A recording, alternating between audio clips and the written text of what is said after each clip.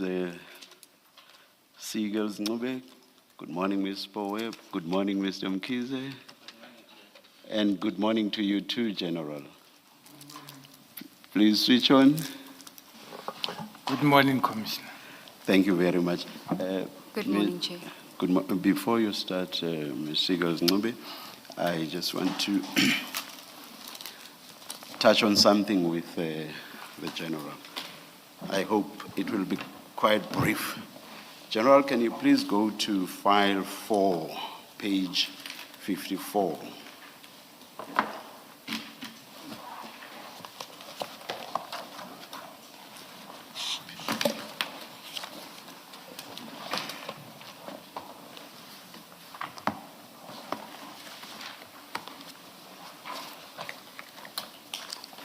Of the statement. Sorry?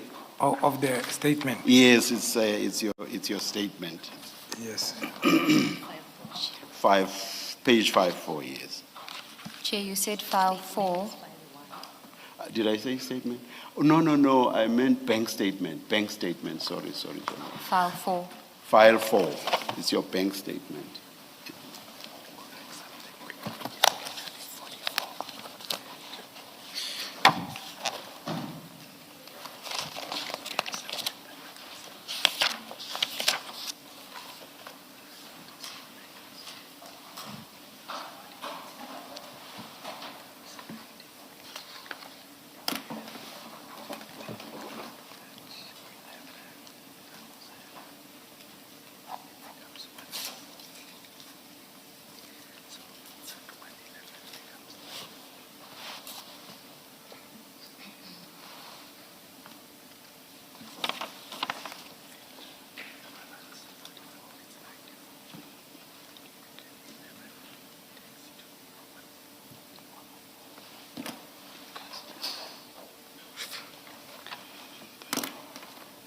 Oh, please bear with me, General.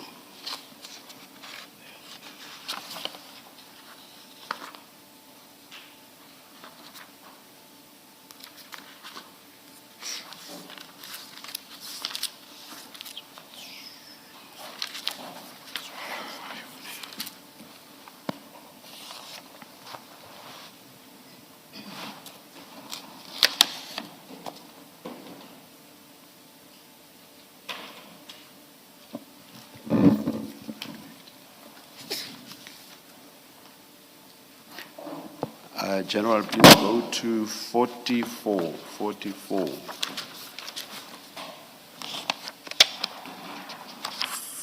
Page 44. Yes, of your statement.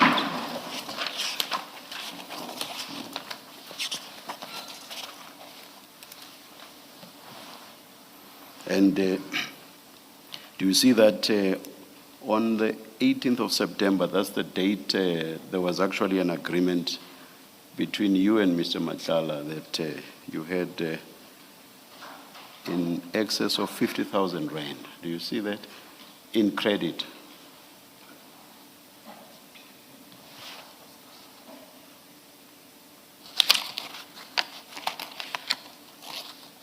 On page 44. Yes.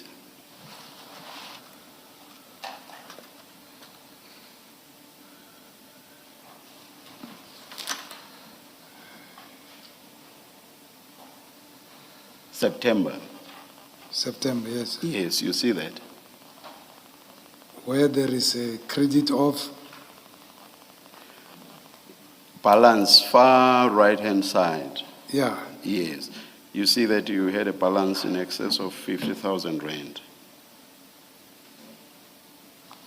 Of 75,000 rand. Sorry? At the end of the page. Yes. It's in excess of 50,000 rand, General. Do you see it? Yes. You see it, yes. Now, add to that, go right to the beginning of the statement. You will see there that it's indicated at the top, just before the heading, your transactions. You'll see that you had an overdraft limit of 44,000 rand. Do you see that?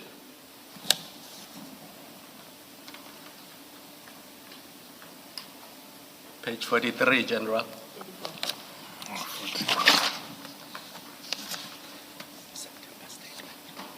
Yes, You see that? Yes.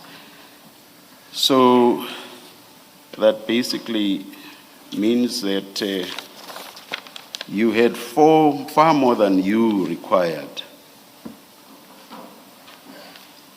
to finance your the repairs to your son's car. That is, if you add what was in your own account in credit and also the overdraft facility that you had with the bank. Do you see that? yeah. My understanding here is the balance is inclusive of overdraft. No. That's the credit. The 50,000 plus is the credit.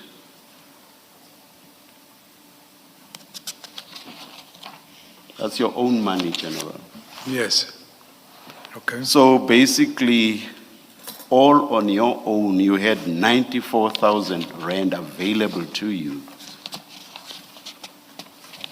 You accept that?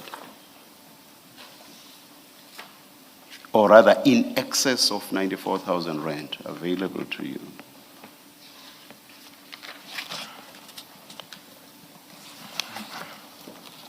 I think The 50 plus the 44, that gives you more than 94,000 rand. Do you accept that?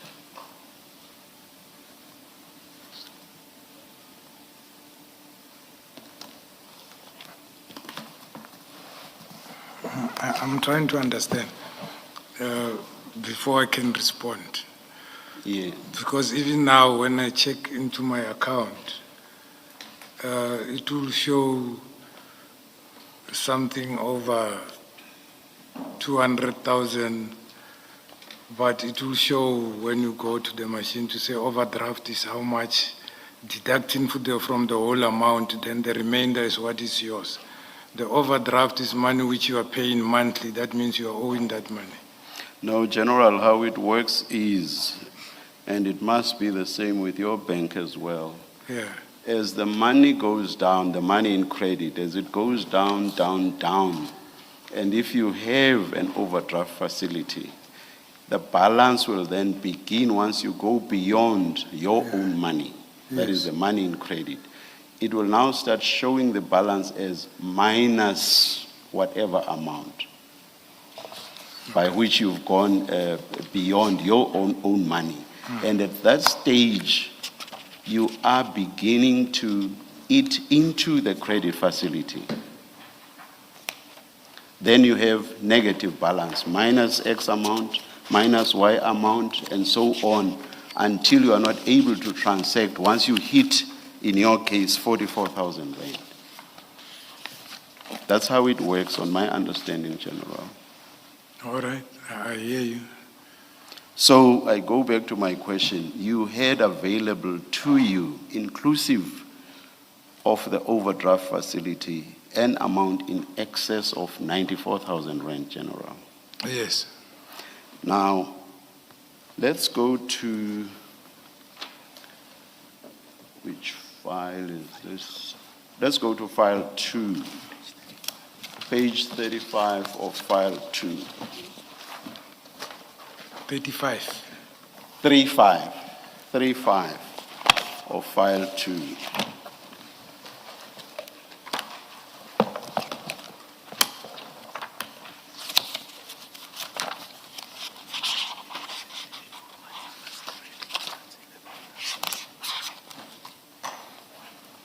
Now, you see you've highlighted the credit by Mr. Madlanga, the credit of 70,000 rand into your son's account.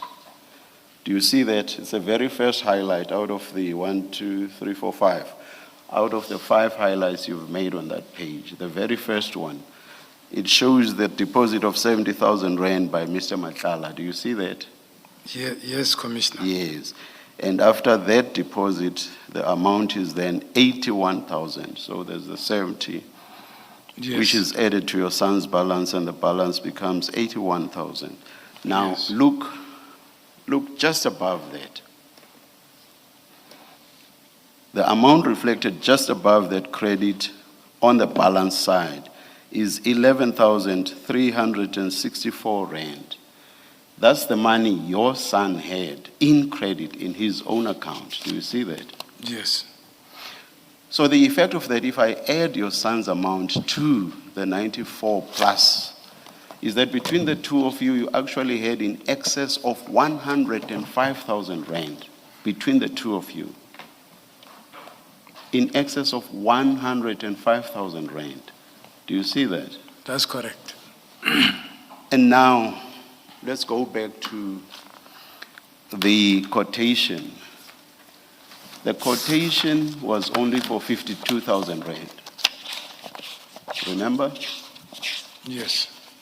And even if we take it higher, take it to the amount that you say your son was told verbally by whoever had quoted to the insurer, that quotation was 55,000 rand based on what you told us yesterday, correct? That's correct. Now you have between the two of you 105,000, in excess of actually 105,000 rand. And there's a quotation at the most of 55,000 rand. You basically didn't need Mr. Matlala's money, correct? Incorrect. Why so? As I indicated yesterday, I had a plan to build a wall back home and also at my house. And also we were renovating my dad's tombstone in March. That was in my plan. So hence I needed extra money to deal with that, knowing that in December I will be having in the excess of 130 to 150,000, which I can easily pay back the money which I could have loaned. So that was my reasoning behind all those. But you were only to do that, if I remember correctly from yesterday, around March of the following year. Yes, I indicated that March was the tombstone. And also on the 20th, I was going, remember that week I was on week, going to Limpopo, where we were doing the Thanksgiving ceremony with my brothers and sisters. Now you keep piling on, General. You only told us about putting up fences here in Johannesburg, at your residence here in Johannesburg, and also at your residence in Limpopo. That's all you told us. Now suddenly we hear about a tombstone. Now suddenly we also hear about a Thanksgiving function with your siblings. Why is it that now that I'm saying, let me finish. Why is it that you start doing that piling on? Once I say that between you and your son, you actually comfortably had an amount in excess of 105,000 rand. Why do you keep adding and adding and adding? It appears to me that you are trying by all means to indicate to us that you were really in need of money. Can I go to my statement? Yes, please. Maybe you'll correct me. I may just as well be mistaken as to what justification you gave for wanting the money.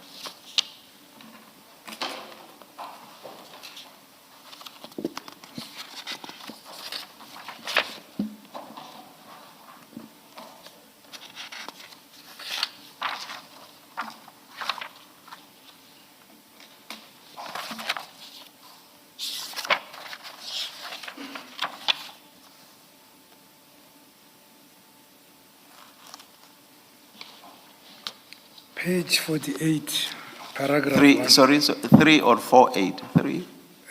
48, 48, 48 of thank you. 81, paragraph 156.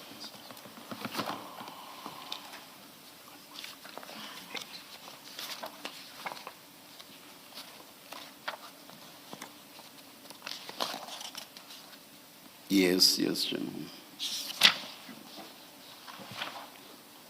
The Thanksgiving ceremony took place at my homestead in Sanin on the 20th of September 2024.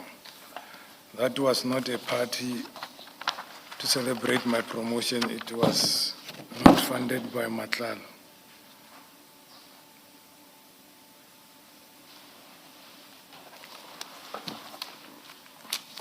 And in page, So, sorry, which paragraph did you read from?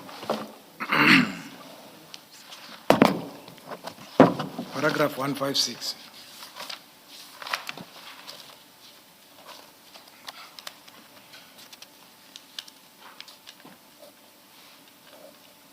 Yes.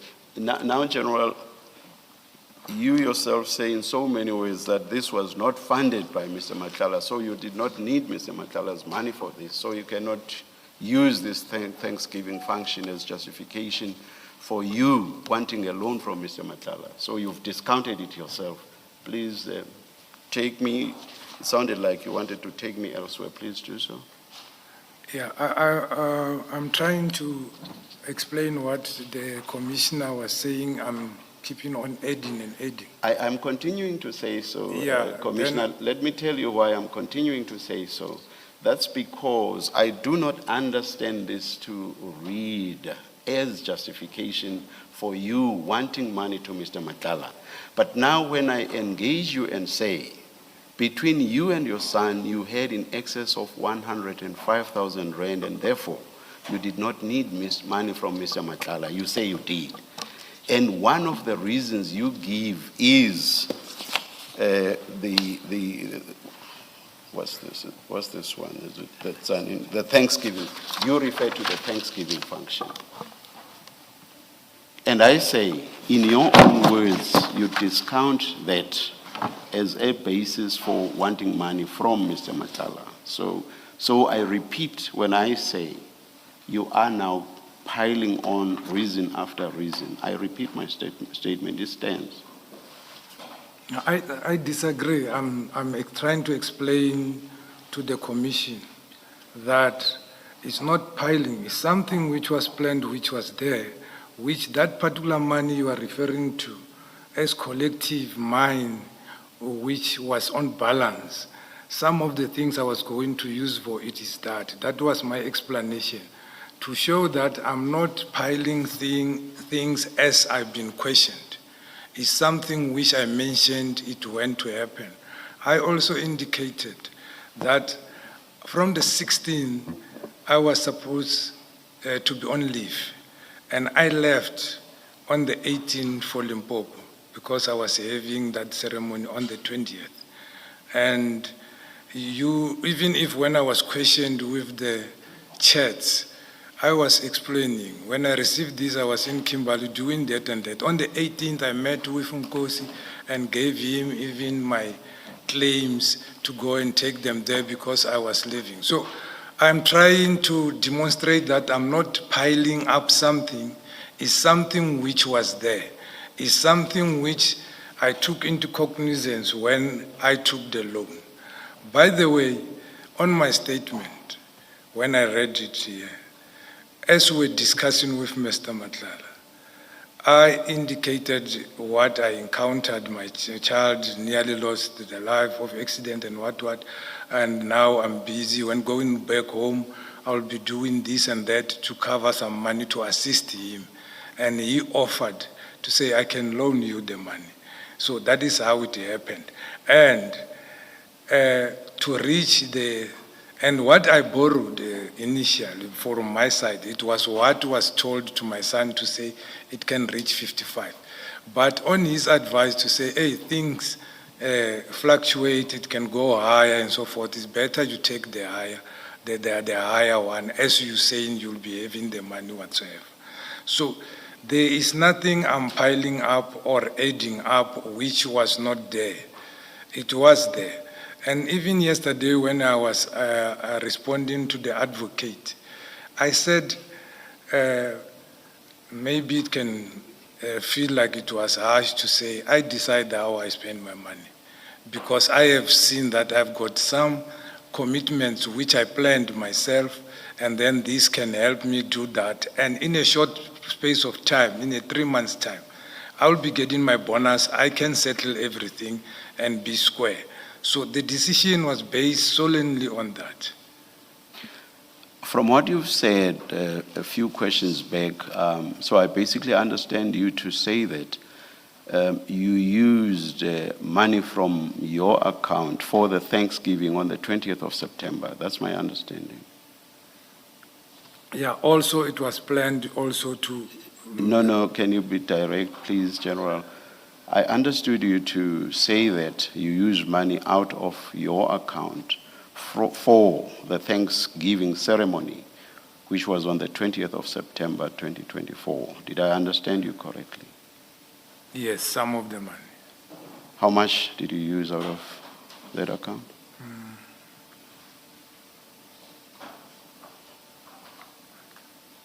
I think I used 14,000 to buy beverages. Which you took out of that account? Eh? Which you took out of the account, Yeah, from what you've been saying? Yeah, but All I right. mistakenly... Because, and it has to be out of that account because I'm talking to you about money that was in that account when I'm engaging you at the level of the 105 plus, or rather, in excess of 105,000 rand, which you had between you and your son. It's in that context that you mentioned the Thanksgiving and that you would use part of your money for the Thanksgiving on the 20th of September 2024. So the money must indeed have come out of your account. So Yes. that 14,000 came out of your account. Yes. Please show me where. Please show me the debit of 14,000 rand in your account.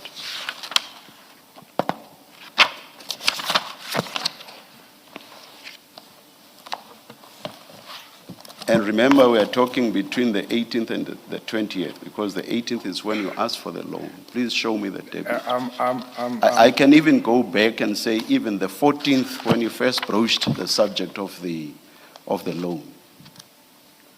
Show me the 14,000 rand debit.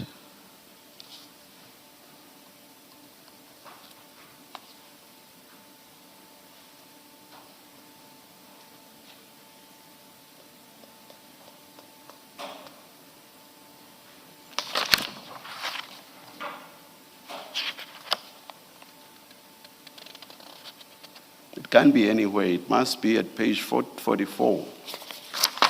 Yeah. On page 44, it's not showing, or since it came from my credit account. Your credit account. Yes. Which one is it now?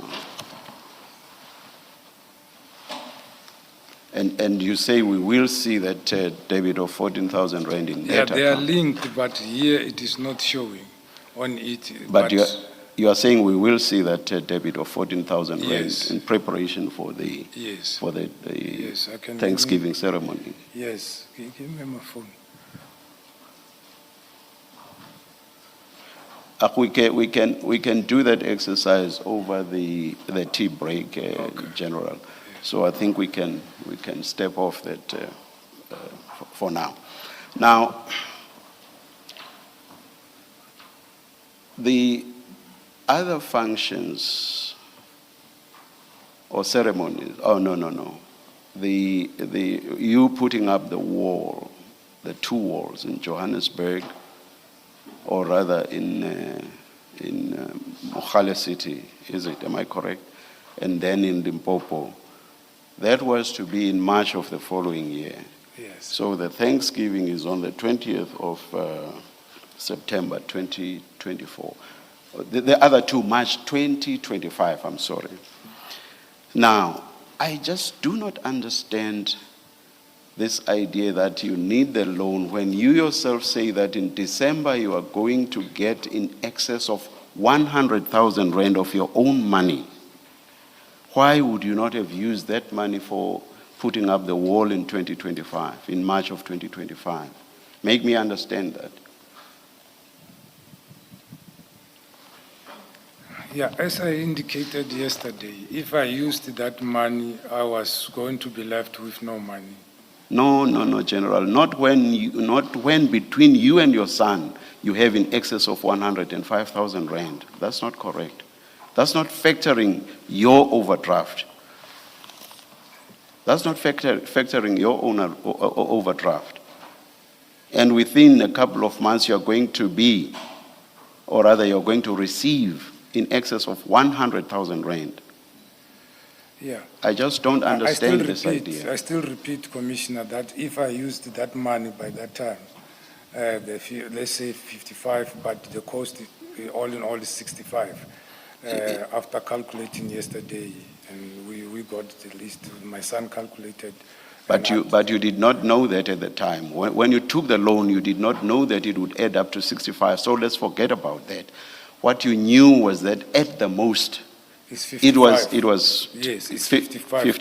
55 years. It's 55,000. Yes. Yeah, traveling home with my family of 6, with different cars also is money. So When now? traveling home during that week of the 20th of September is also money. It's petrol, it's toll gates. I indicated it is interning. And also, my thinking that time was, I will be having money, the car need to be fixed so that he can have something to drive to work, and then I don't want to use my money, which I'm having, but I get an offer, and then which I'll pay at the end of December. I found it convenient for me. That was my thinking. So, yes, and I still stand by that thinking. Other person can think otherwise, but that is what I thought of. General, what I've done now is to subtract the 55,000 rand, which you knew to be the cost for the repairs to your son's car. I've just subtracted that from 105. That leaves you with 50,000 rand. No matter how much it costs to travel to Limpopo, you still had enough funds, General. So I just do not understand you. Let me perhaps, so as to avoid moving in circles, that is the two of us, let me suggest this to you. So you chose the convenience in quotation marks, of borrowing money from a person that you knew at the time, and you admitted this yesterday when my colleagues engaged you, a person that you knew at the time to be alleged to be seriously implicated in criminality. So you chose the convenience of borrowing instead of using in excess of 50,000 rand that you had or that was available to you. So that is what you chose.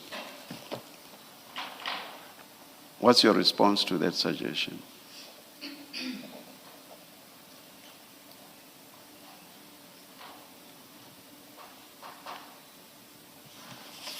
Yeah, my response is this. As I'm repeating, to say I saw it convenient for me to use the loan and repay it and use them other monies for what I have intended to, irrespective of somebody says it's convenient or not. That was my thinking. General, May I finish, Commissioner? All right. Yeah, I'm very sorry. I yeah, am very, very sorry, General. That was my thinking, that I will be able to pay it sooner, and this was easier for me.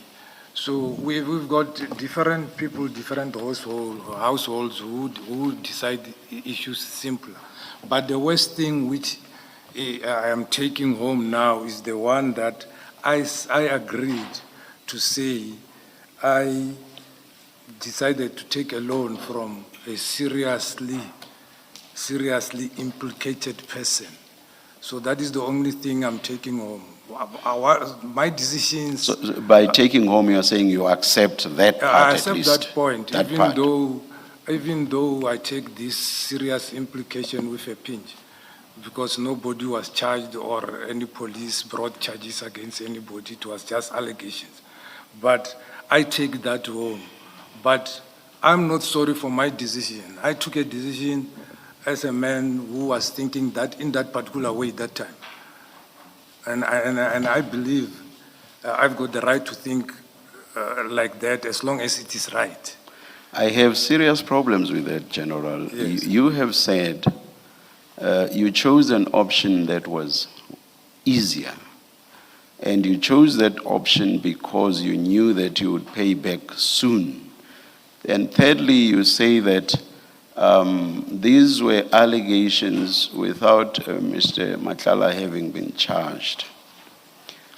You seem to forget something very important, General, which is that, one, you are a police officer. And two, not just a police officer, but a very senior one, a general. Yes, Major General, but still, in terms of how you are addressed, all generals, from Major General to the full general, the commissioner, all of you are referred to as general. So you are not just a police officer, you are a general. You cannot seriously tell us that for you, you would have chosen this easier option because you knew you would pay soon, and also that these were just allegations in a situation where there had been no criminal charges. That cannot lie in the mouth of a very senior police officer, a general. Your comment? Yeah, I think I also commented yesterday about it when it was said to me in a similar vein that I'm not condoning it or condoning police officers to be involved with people who are allegedly to be involved.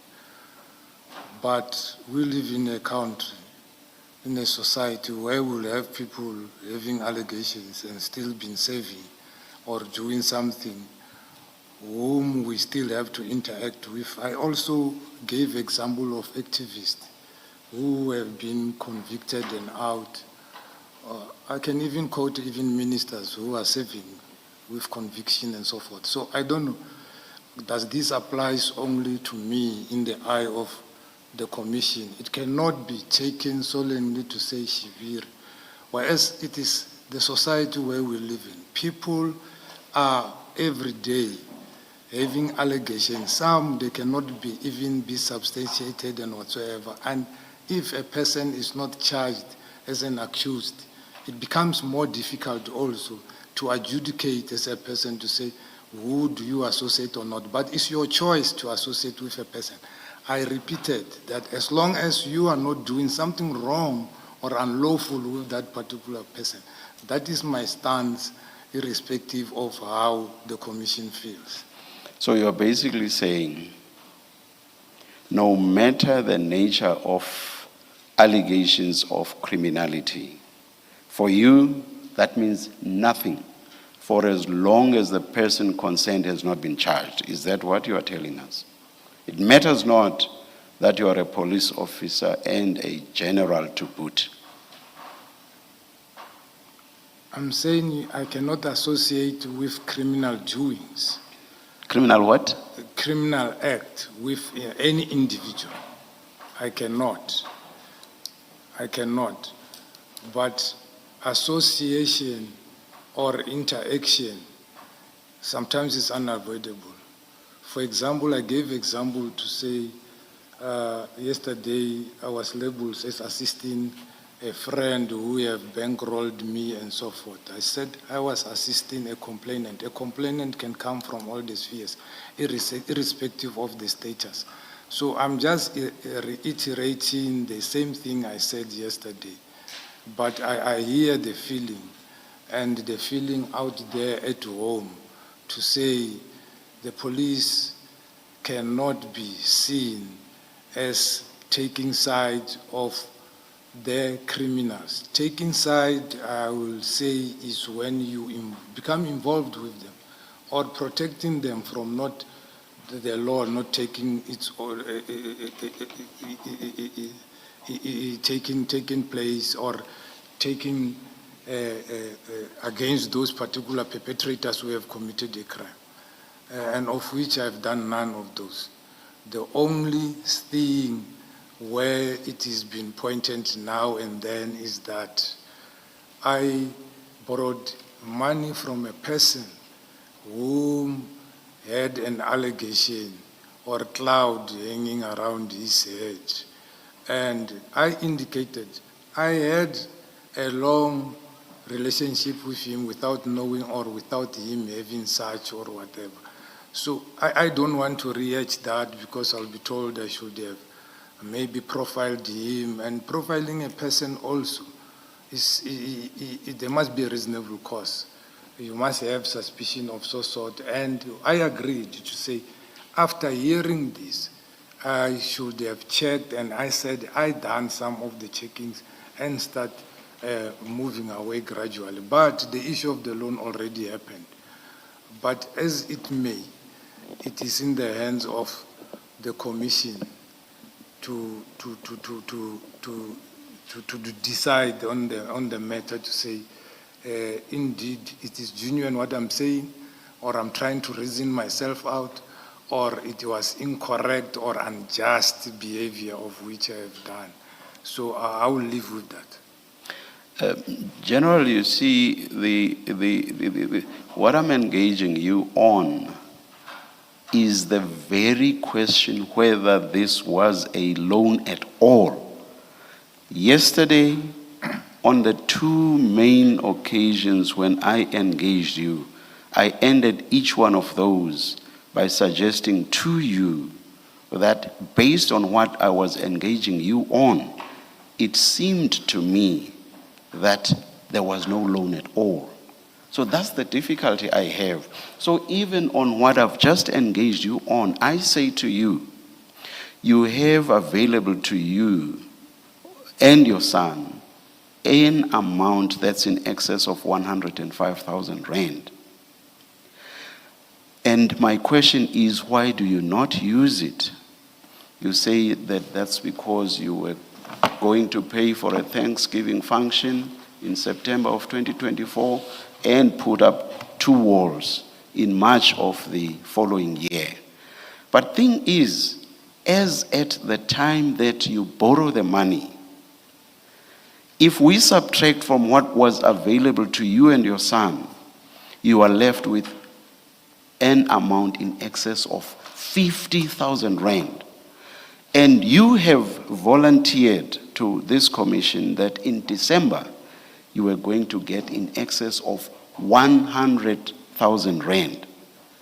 So the walls in March cannot be a factor to you borrowing money in September of 2024, when you have available to you, after we've taken out the expenses for the repairs, you have available to you 50,000 rand. So I conclude this engagement with a similar suggestion as the two that I made yesterday, which is that it seems to me that this could not possibly have been a loan because you simply did not need the money. That's my suggestion, and I will end it there. But of course, you are entitled to respond.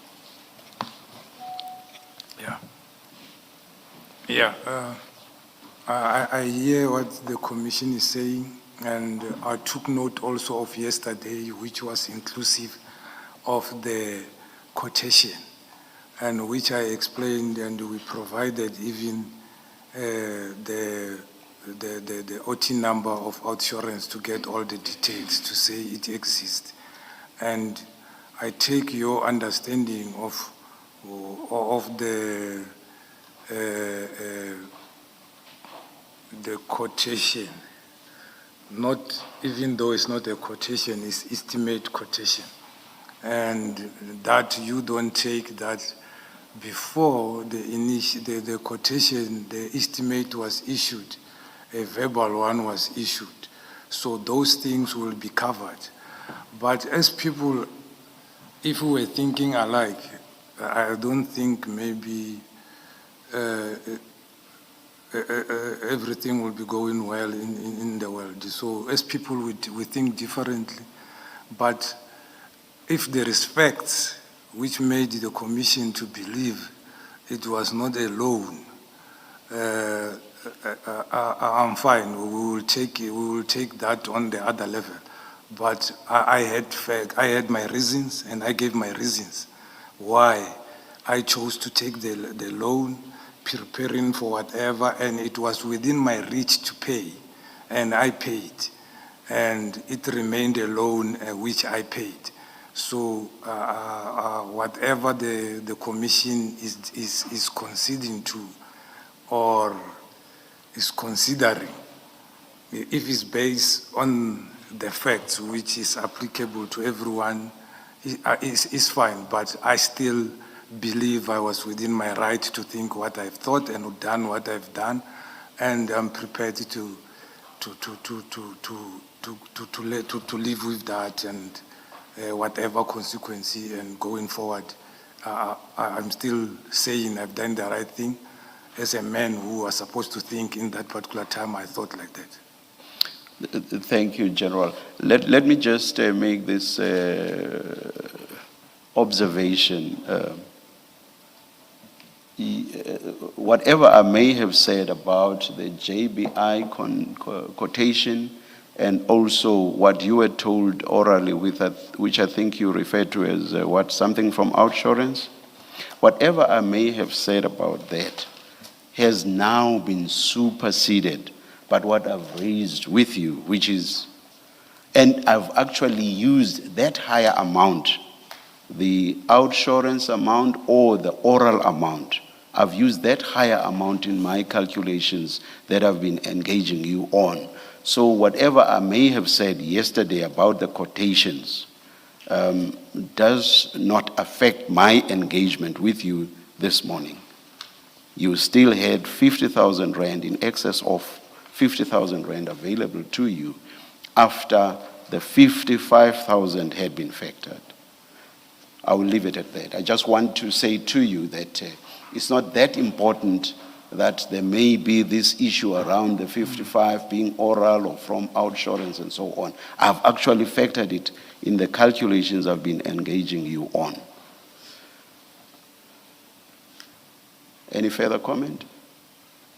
No comment. Thank Just you. to highlight that there was no outsurance Oh, amount.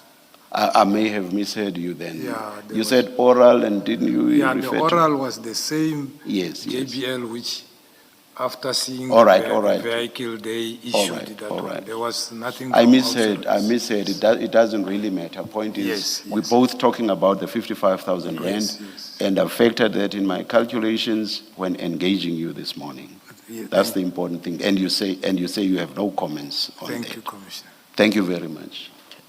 Just one point from me to add to what Chair said. Good morning, General. Good morning. Chair. Remember yesterday you said the car was not repaired immediately. It was repaired over a period of 2 or 3 months. Yes. Yes. And it goes to emphasize the Chair's point that you did not need a loan of 70,000 rands immediately, because 12 days later, remember we're talking 18 September, 12 days later, you and your son received your September salaries, and your prospects improved considerably from what your position was on the 12th of September. And we know from the statement that some of the parts were purchased in October. I think it was the 5th, if not the 10th of October. Some of the parts to repair the vehicle were purchased in October. So there really was no urgent need for a loan from Mr. Madlanga, because by the time you had to pay for the repairs and you had to pay for purchase of the new parts, You actually had your September salary, which made your position even better than what it was on the date when the loan was given. Because when you needed to pay for what you needed to pay for, it was a lot higher, and I did the maths, and some of it I got it wrong as I was assisting the chair. But by the time the end of September came, your position was a lot better, and it continued to be even better in October, considerably better in November. And even when you sold some of your cattle, you then had the additional 20,000. Remember, that's still within the 3-month window. So your prospects were a lot better. And sitting here, we don't see why you needed a loan from Mr. Madlanga in the first place, because there was no urgent need for a loan from Mr. Madlanga. So I just wanted to add that to what Chair has said, and you can comment if you wish to do so.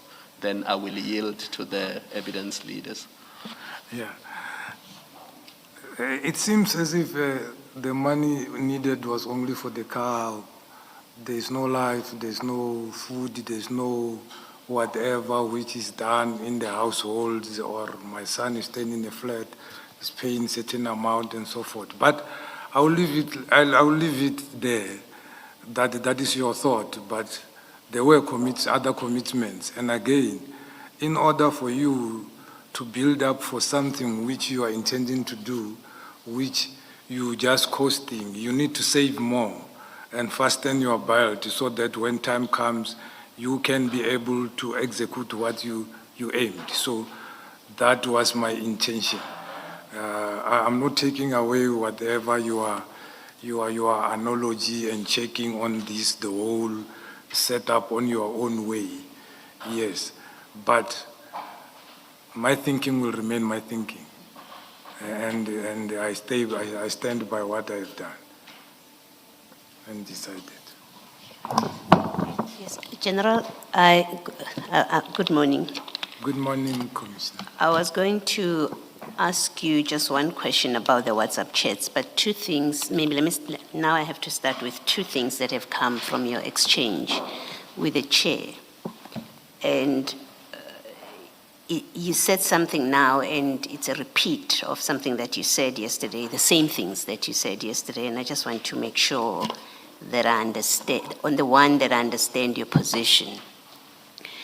You said to the chair, in the engagement with the chair, you asked, I think rhetorically, you asked the question, these concerns about mixing with people who have serious allegations of criminal conduct against them, is this something that applies to just me, Shibiri, and not to others? You remember that? I'm paraphrasing. You remember you said something like that?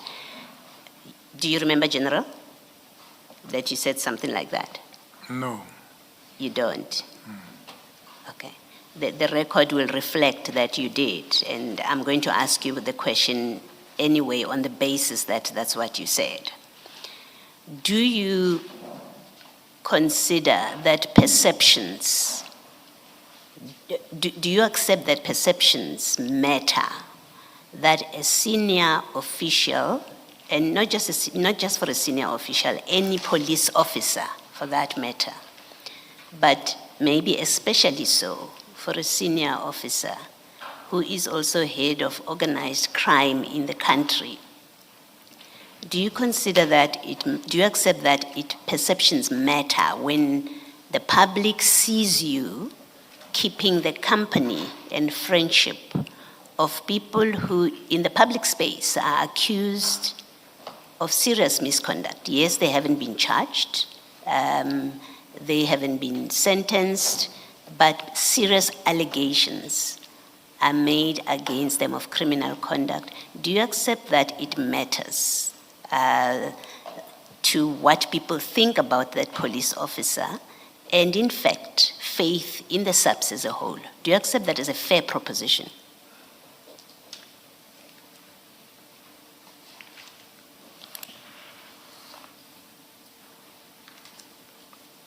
Yeah, I accept, depending on the level of coming together or whatever happens. I accept. You accept? Yeah, All right. because I accept the perception out there. If ever they see you, for example, in assisting your statement, is seeing the police van always parking at a place where they say drugs have been sold. It becomes otherwise. Yeah, so the perception will be the police who are going there, they are corrupt, they are going to collect. Yes, it is like that. Okay. But do we need to brush everyone with the same brush? Do you, I'm not sure what you're answering. Maybe let me repeat my question because I'm not talking about a police van that is parked. I'm talking about if the public becomes aware that you are friends, and when I say you, I mean every police officer, but in this case we are talking, the specific facts we are discussing are you, where the public becomes aware, as it has now become aware through your evidence, that you are close friends with Mr. Madlanga, that you have received the benefit of a loan, what you say was a loan, from him. The public now knows that you actually do provide assistance. You justify it, well, this is assistance that I would have given to any member of the public. But knowing the facts, as you have testified to, at least that you have considered about your relationship with him, do you accept that in the eyes of the public there may be an issue for concern, and it is something that must concern you because it impacts on what people think about not you, not just you, but also the SEPs? And I thought this issue, you had discussed it and considered with Commissioner Khumalo yesterday when he spoke about the families who come now know that you're friends with Madlanga. I thought you accepted that you understand how that could create a problem in the eye of the public. But this morning when you speak to the chair, you walk it back. You say, well, what does it mean? Does it mean just because accusations are made against them, we must not associate with them? So I want to understand what your position is, in fact, because I thought I understood it. Yeah, I tried to give an example so that we take this thing on perspective of how it is, because it's not similar. Yeah, General, I don't mean to be rude. I am going to ask you not to use an example because I've asked you a very direct question. And I think it's, if your position is no, it's unfair and unreasonable for the public to form a view because of my association with Madlanga against the SAPS and against me, that is your answer. I just want to clarify it because I thought yesterday I understood it, that you appreciated the impact of that association, the negative, potentially negative impact of that association. But this morning you seem to speak differently, so I'm just seeking clarification. So please do not answer me with an example because it will simply make me repeat the question. Yeah, I think it's what I explained to Commissioner Khumalo yesterday, to say it will be wrong for the public to take a view based on one incident and then combine them to be one thing. I even gave example of this comes from long way and criminal actions happened later. And now I'm still in that one, even though I'm for where I'm standing now, because of what happened, because of what he involved in, we no longer friends or whatsoever. But I explained this, exactly that question to the commissioner, to say this relation, it was long, and this, now you got evidence now of what unfolded, and who is this person, what did it happen, and when did I become to see it, and so forth. So I indicated yesterday it will be unfair, because it will be unfair in a realistic world where we're living with people. Okay, I think I understand your answer. Yes. Secondly, again, that comes from your engagement with the chair. It's a repeat of what you said yesterday. And this was from an engagement with me yesterday about the assistance that you have given to Mr. Madlanga, and that, in my view, it's because you were his person. And you answered this way yesterday, and you repeated it this morning to say, well, you assist citizens and who come to you asking for assistance, and Mr. Madlanga was no different in this case. Can I just ask this, which I think was lost on you yesterday in our engagement? The citizens that you are referring to, when they come and seek assistance from you, do you let them pick the police officer that must assist them, as Mr. Madlanga did when he picked that he wants Mr. Nkosi to be the one that goes to assist? Is that how you operate? That when I come to you and I say to you, I have this problem, but I don't want anyone else but that police officer, is that what you do in the normal course? Not necessarily what we do, but it happens that the complainants will come and say, we don't want this particular investigator because of 1, 2, 3. We want our case to be dealt by this one because he was doing better than this one. This one is giving us feedback.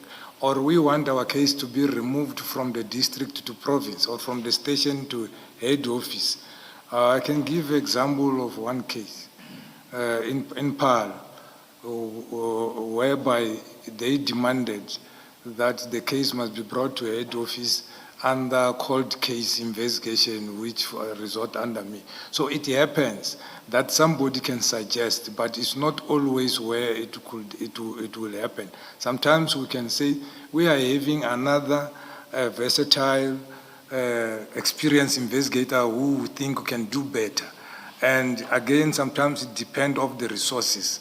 And again, it depends on the type of a case, what needs to be done thereafter.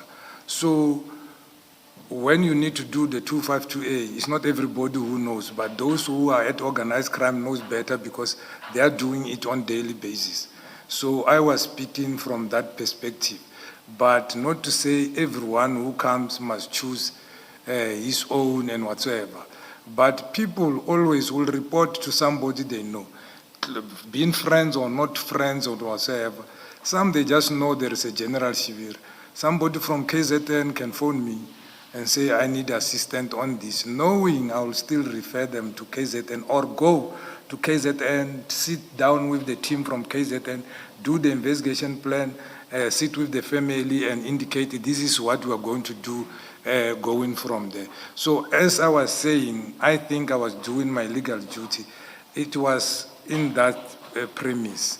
Did Mr. Madlanga tell you why he wanted Mr. Nkosi, Sergeant Nkosi, to be the one that goes with him? Because that's really my question. It is, you giving many examples. That has nothing to do with the kind of question that I'm asking.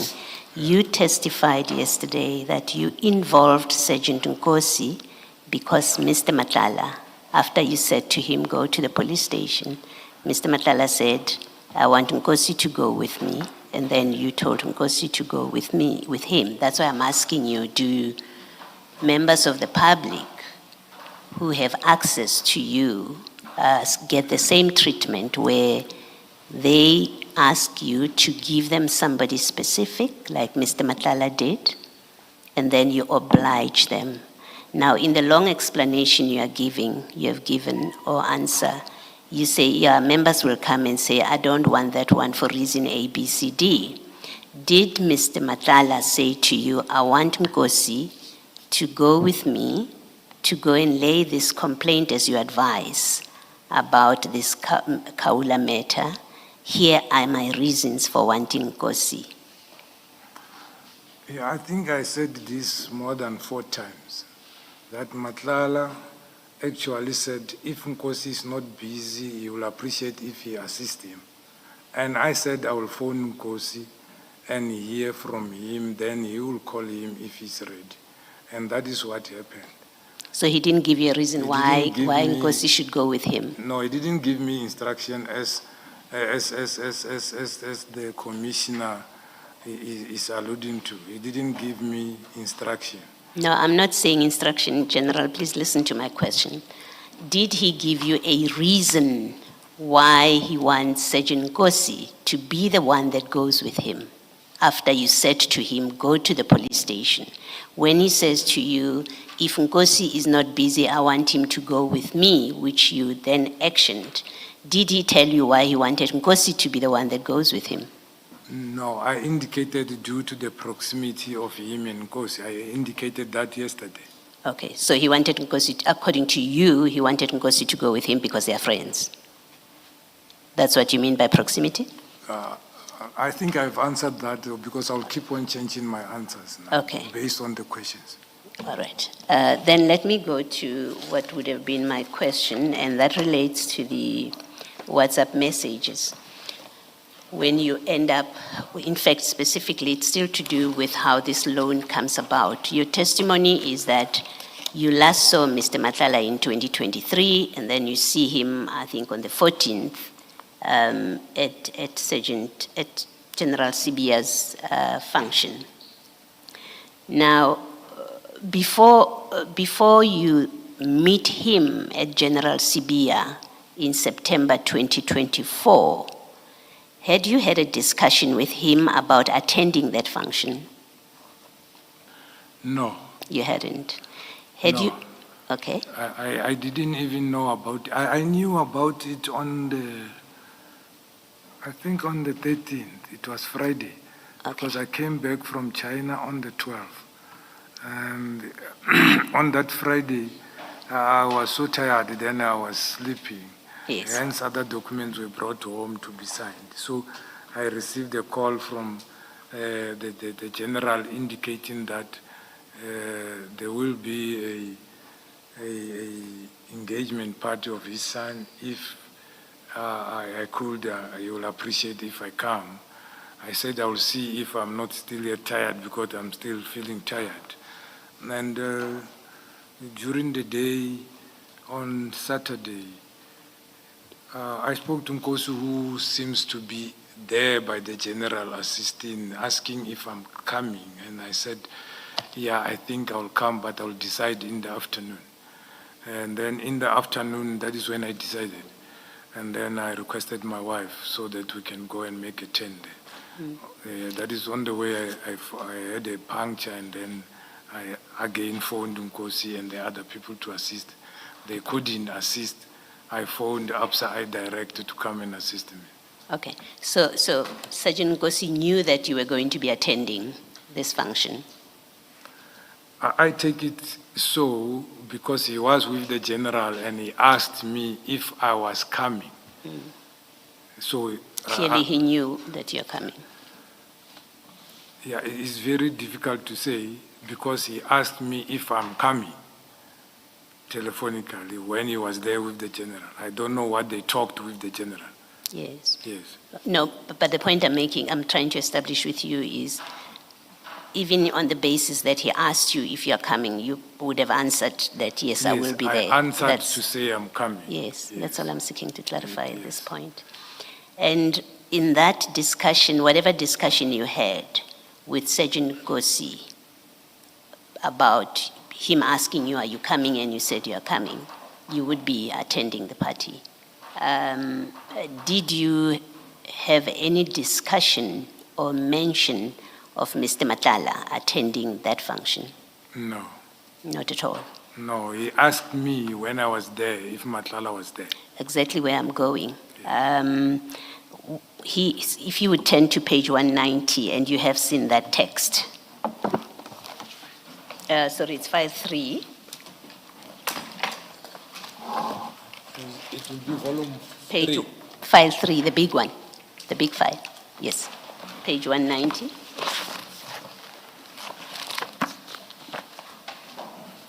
Page 5.3. File 3, page 190. 190.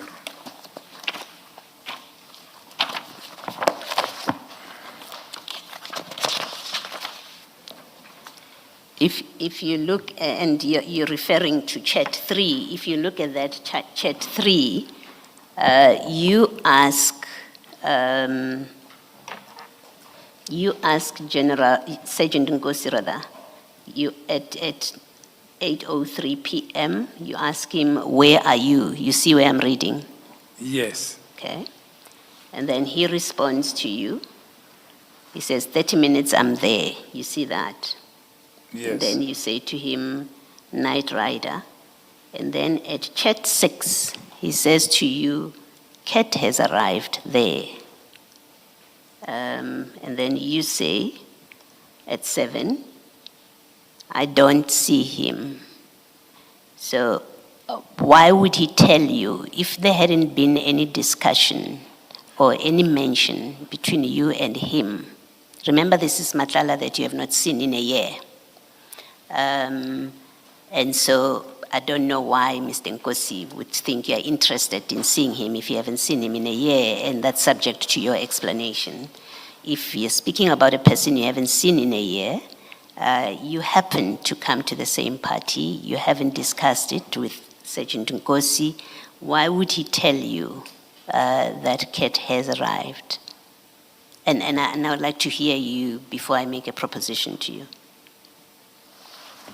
Yeah. And then your answer is, I don't see him. Yeah, my understanding here of this chat is he was asking me if Cat has arrived, irrespective of how this English was framed. Remember, I asked, where are you? He said 30 minutes away, because I was expecting to get him there. Because I was stuck with a vehicle and I was still fixing, and he said he went out, he's coming back, and then when I arrived there, I didn't see him. And I said Night Rider because of check-in time, meaning you likes going in the evenings, because I mean it's 8. If we expect 9, 10 to leave, then you'll be arriving at your own time. So this one, I took it as if he's saying, Cat has arrived there, or as an answer, because I'm already there. Then maybe if he's arrived, I will be able to respond to say, yes, he's arrived, he's there. So you that is how I took it.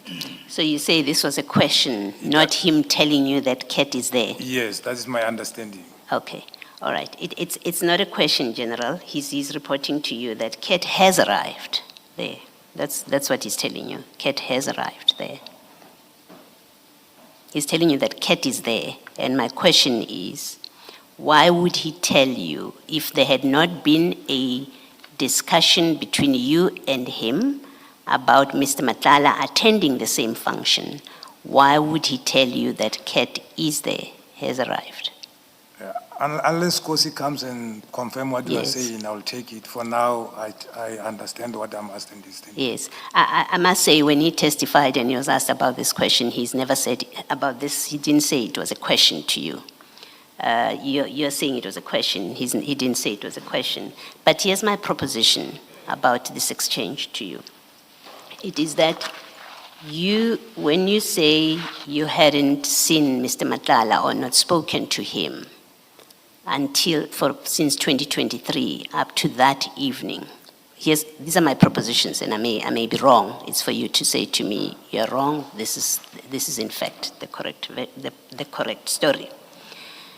That in fact, you knew he was going to be attending, Mr. Madlanga was going to be attending that evening. That's what I want to propose to you. Because it doesn't make sense that someone you haven't seen in a year, according to you, the very night you see him, you ask and he gives you a loan. You agree to get a loan, or he offers you a loan and you accept it. It just doesn't make sense that things would have happened that way.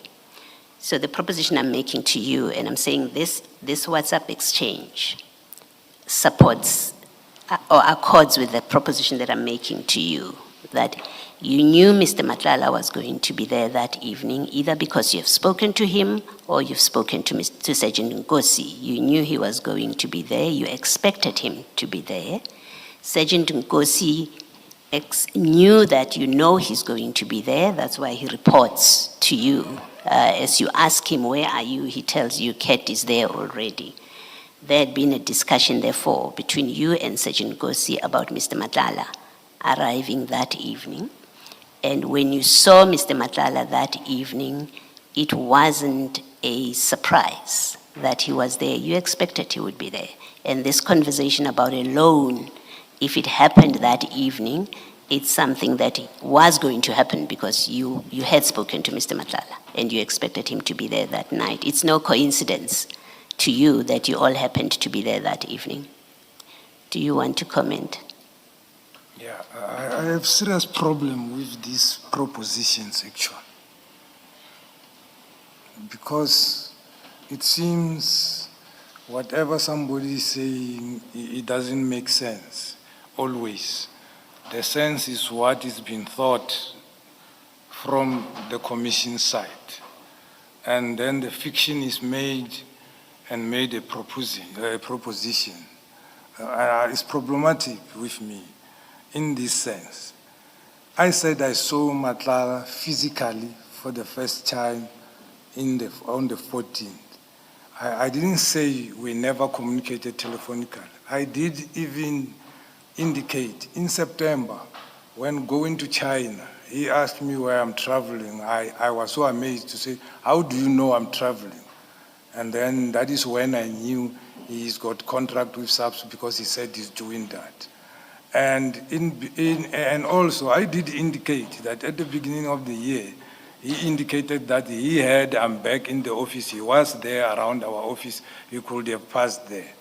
So what I'm saying is, I didn't know that Cat is invited, he will be there. I was invited by the general to be there. I have spoken to Nkosi earlier on asking me if I'm coming, I said I'm coming. And I had a puncher with a buggy where I needed assistance and I had to ask for Upside Direct to assist me. I arrived there around past 7 to 8.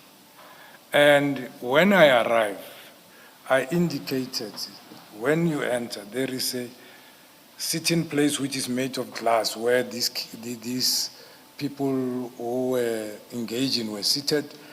At the corner there, like a pool a place to sit, that is where the generals were seated. I went to the left. In the middle is a swimming pool, and there is a small place that other side. I went to the left, greeted the DNC, and then I passed where the kids were sitting, went to the generals, greeted them, and then I went and sat there with two couples who were speaking in Sikos. Then later, General Fani came to sit there. And then late in the evening, Advocate Chauke came and sat with us. So that is why I take this as a question asking me if he has arrived there, because he knew he was arriving, not to say I knew and it was not a surprise. And he was not seated where I have seated. Where I have seated were limited people, maybe 6. And he came from that other side where the other generals were seated with Generals Ntumule, coming this side, to come and greet.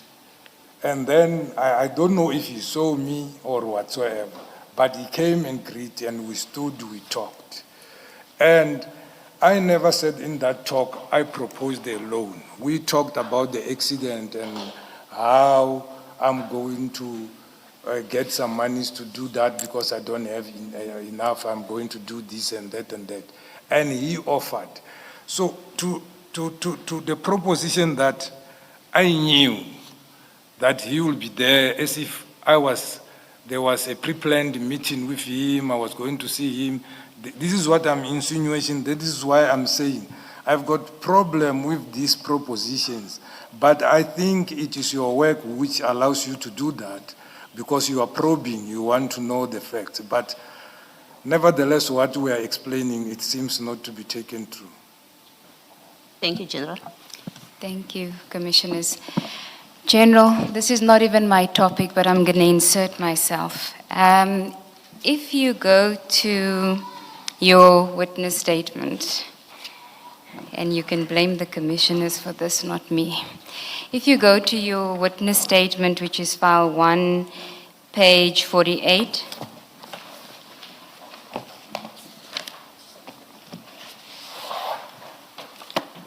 in fact, if we can start on page 47 at paragraph 151.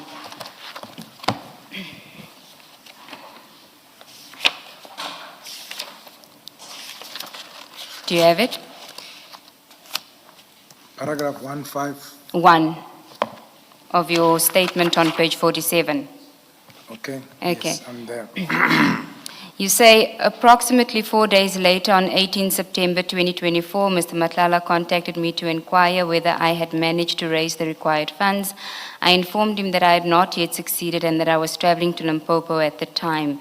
We then agreed he would advance me a personal loan by depositing the money directly into my son's account, as my son was responsible for arranging the vehicle repairs in Gauteng. Go to the next page, page 48. Paragraph 156. This is where you deny the allegation about the Thanksgiving. You say, the Thanksgiving ceremony took place at my homestead in Zanin on 20 September 2024. It was not a party to celebrate my promotion and it was not funded by Mr. Matlala. And that is in response to the allegation made by witness C that during the interrogation of Mr. Matlala, he had made a link between the two of you and had suggested that he had funded the Thanksgiving, or that he had funded some celebration for you. Do you recall that? Yes, actually, he said Matlala deposited 80,000 to my Yes. account, which I got angry and sent it back. Correct. Yes. Now, go to witness C's statement, which is in file 3, item 85.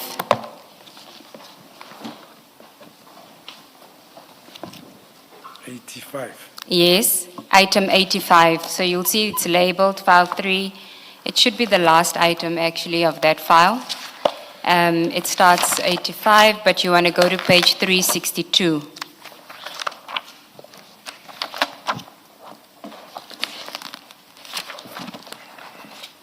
File 3.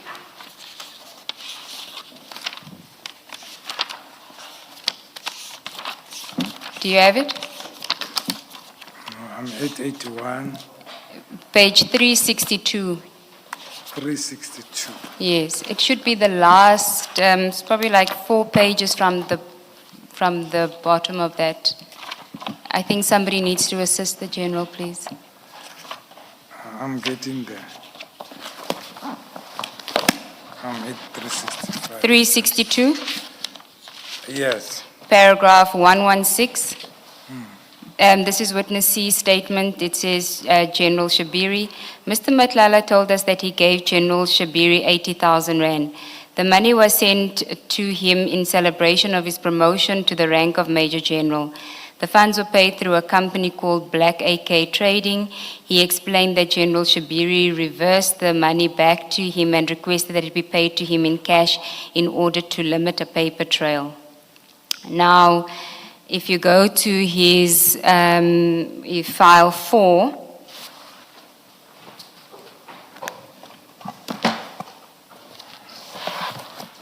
and we are going to page 60, I think it's page 50, from page 63. It is CJC 97.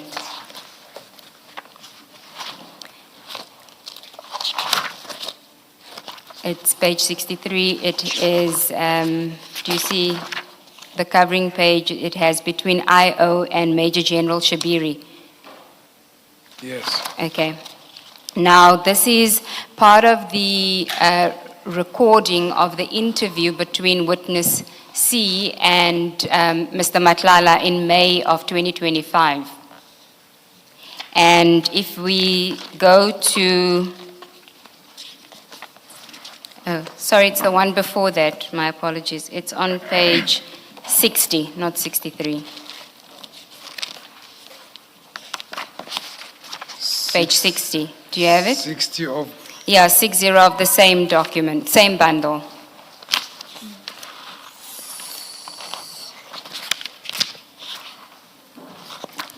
The document starts on page 58.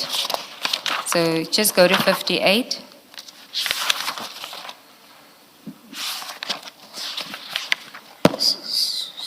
sixty of the big one, eh? No, that same one, file The 4. same one. File 4. File 4. Go to page 58.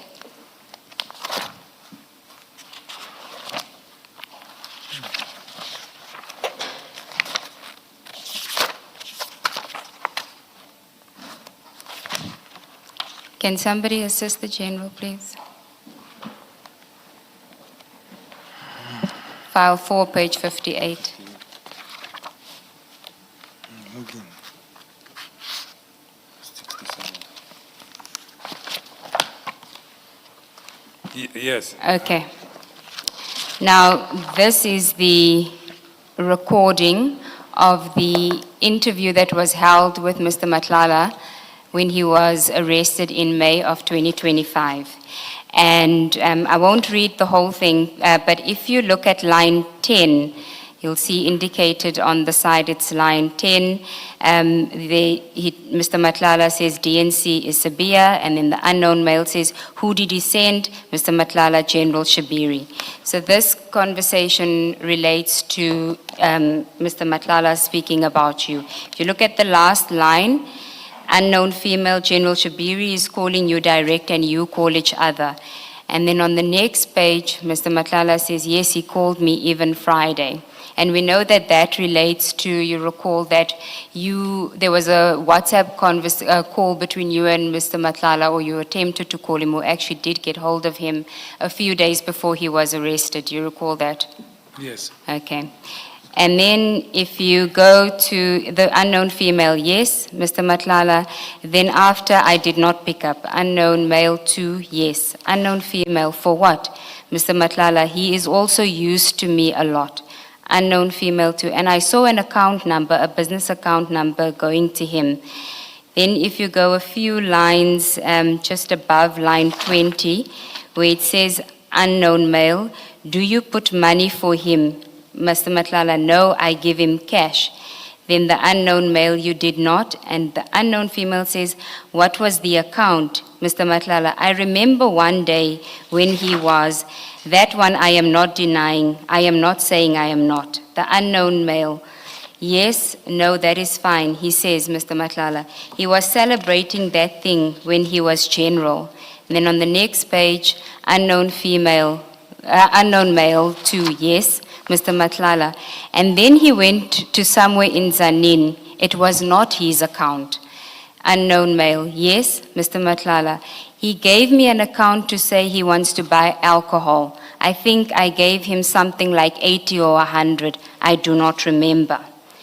Now, Mr. Madlanga, and I'm going to put this proposition to you. At this point, Mr. Madlanga, I'm suggesting to you is referring to the same 70,000 rand that you are referring to. Sorry, Mr. Madlanga. Do you mean Mr. Madlanga or General Shibiri? I'm saying that Mr. Madlanga in this conversation is referring to the same 70,000 rand General Shibiri that you are referring to. He's not certain of the number. He's saying it was 80,000 or 100,000. And he says that he wanted to buy alcohol. And you recall that you had referred earlier on to you needed money for beverages. And you were talking about a celebration that you were going to at home in Zanin. Do you recall that? And Yes. you are denying that it was for the celebration. And you say the celebration was 20 September 2024. Correct? Yes. And the payment was made to your son of the 70,000 rand. When was that? 18. 18 of September 2024. Yes. So while Mr. Madlanga might have the amount incorrect here, referring it to 80 or 100,000, he is saying that it is not into your account, and we know it wasn't your account, correct? The money was not paid into your account, it was paid into your son's account. But where he's saying he sent it to my account, I refuse. No, he says it was not his account, and then he went to somewhere in Zanin. It is not his account. Do you see? On page 61, Mr. Madlanga. Yeah, but where you started at point 10, he said at some point I sent to him. Wait, no, he's saying at the top, the money that he sent, it wasn't to your account. It is not his account. Then the unknown male says, yes, he says, Mr. Matlala, he gave me an account to say he wants to buy alcohol. I think I gave him something like 80 or 100,000. Now, he's telling you at the top, he says he went to somewhere in Zanin. Is that not consistent with your evidence that the call was when you were on your way to Limpopo? Was that not your evidence? Yes, but before I answer that, I'm taking you back where you started. Because now you choose what you want to ask Okay. on and then don't want to correlate with everything which was said. No, please let me know where I've gotten it wrong. No, I'm not saying you got it wrong. Then please where clarify. he started with Shibiri, Yes. where he said he did send to him. Where General, which Paragraph page are you 10, on? Paragraph 10, On page? page 59, where we started. Okay. Yes. I'm at 59. Yeah, there under paragraph 10, where he said, who did you send? He said to General Shibiri. Yes, he's referring to something else there. That's why I just wanted to show you your name to show that this conversation is about you. If you go to the start of it, he says, unknown male, so you saying this matter of Northwest, you do not know who it is. You know that they are involved. And he's speaking about the DNC sending someone in respect of that aspect. Okay. It has nothing to do with your loan. The loan issue starts at the bottom where the unknown female says, General Shibiri is calling you direct and you call each other. And then on the next page, Matlala says, yes, he called me even Friday. And then he says, that is someone who he's also used to me a lot, meaning you know each other. And then the unknown male says, I saw an account number, a business account number going to him. In other words, there's money going to him. That is what the unknown male says. Mr. Matlala says him sending to you. In other words, he's talking about the money coming back, you paying the money back. Do you see that? Because at that stage, we only know that part because they are referring to Mr. Matlala's information. They don't have your son's bank statement at that stage. As the chair indicated to you yesterday, when we get the information, we only see the payment that you made. We don't even know what it relates to. So we're wondering why you paying Mr. Matlala, right? It's you that volunteers the information in response to an allegation that Mr. Matlala made that he funded a celebration. And you saying it wasn't a celebration, it was a loan, and that explains the payment back into his account. And then you tell us about the flip side of the transaction, i.e. he paid the money into my son's account because my son's vehicle needed to be fixed. Mr. Matlala never refers, I'm suggesting to you, and you can correct me if I'm wrong, as insofar as we know, do you confirm that there's only one transaction of any of the companies of Mr. Matlala or Mr. Matlala himself transferring money into an account connected to you, and by that I mean your son's account? There's only one such transaction you're aware of, correct? Yes. And that transaction is for the 70,000 rand. Yes. And do you agree with me that when he is interviewed on page 61, he's not sure of the amount? He says, I think I gave him something like 80 or 100,000. How can you not be aware of the money you transferred from your account to another account? Okay. And again, the other thing is Mr. Matlala knew that the account is for my son. And I gave him that account in order for him to transfer the money to that account, and I indicated it's my son and the names were given to him. And for that reason. And you could see that the money was used for what, even though there is some disbelief, but even though it is shown, which your investigator is going to follow up. But the truth is, which cannot be probable, is that Matlala didn't know to whom did he put the account to. He testified at ad hoc to say the money was given to my son, deposited to my son, and again, it was a loan to me. is what he said with his mouth. So I don't know these other things that he gave me 80,000, I become angry, immediately send it back. I paid the money after 3 months. Yes, you see, Yeah. General, the thing is, when Mr. Matlala gives the version before ad hoc about the loan, that is after everything has now, the cat is out of the bag.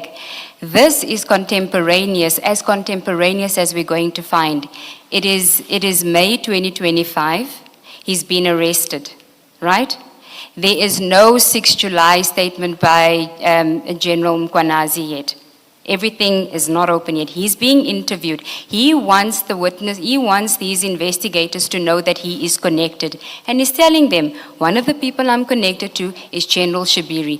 I'm used to him. I gave him 80,000 or 100,000. He's being interrogated or interviewed while he's being arrested. He doesn't know the exact amount like you know with the benefit of the documentation. So when he says 80,000 or 100,000, what he is certain of is that it was not your account, and what he is certain of is that you were going somewhere to Zanin.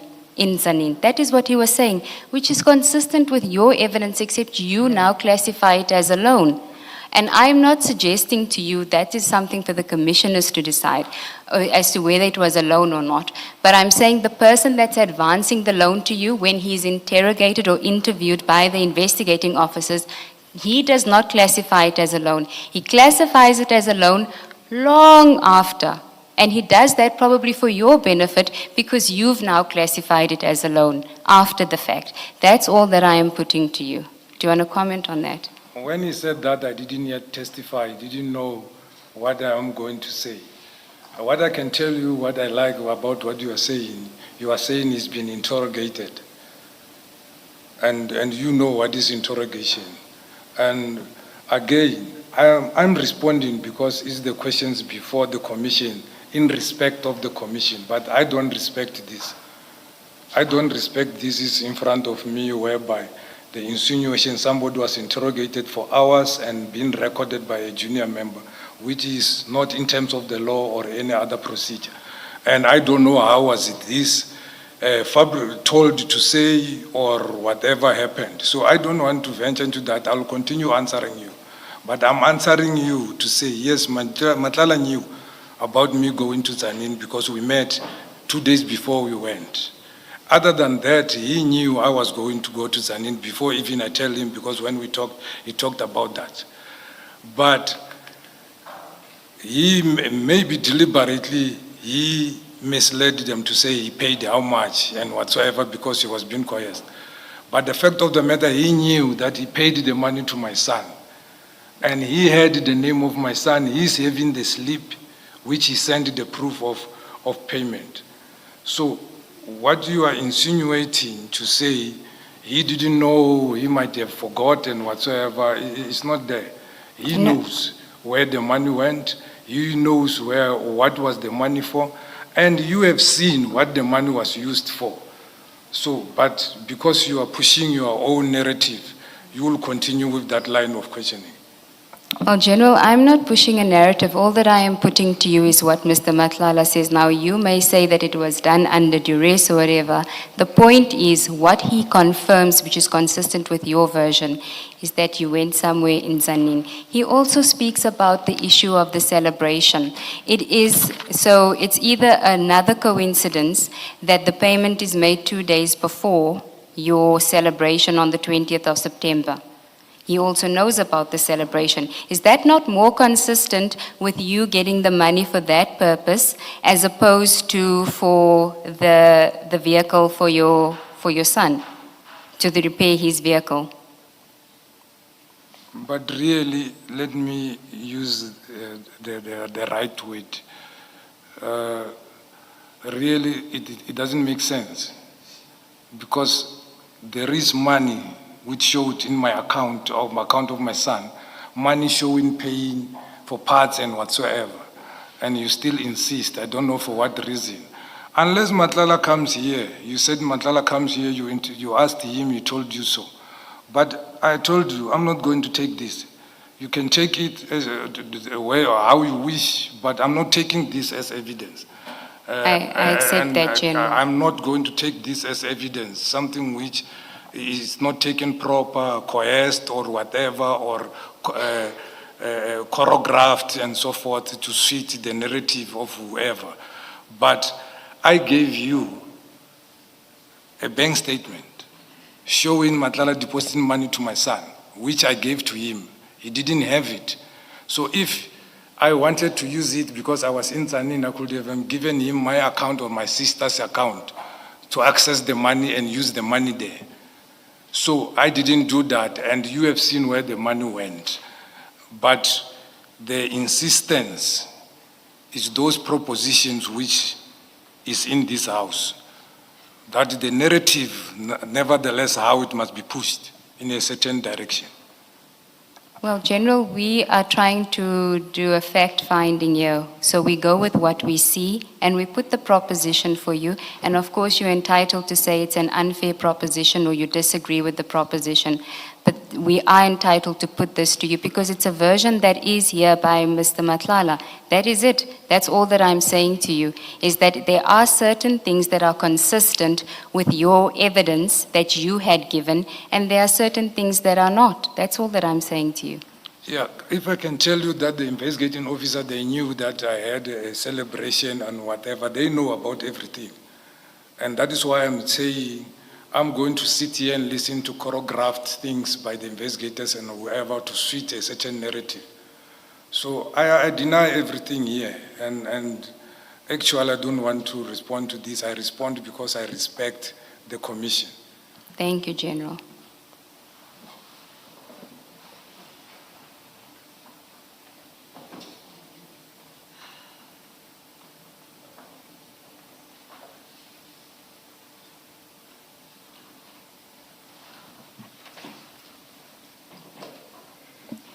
Let us adjourn and resume at 11:30.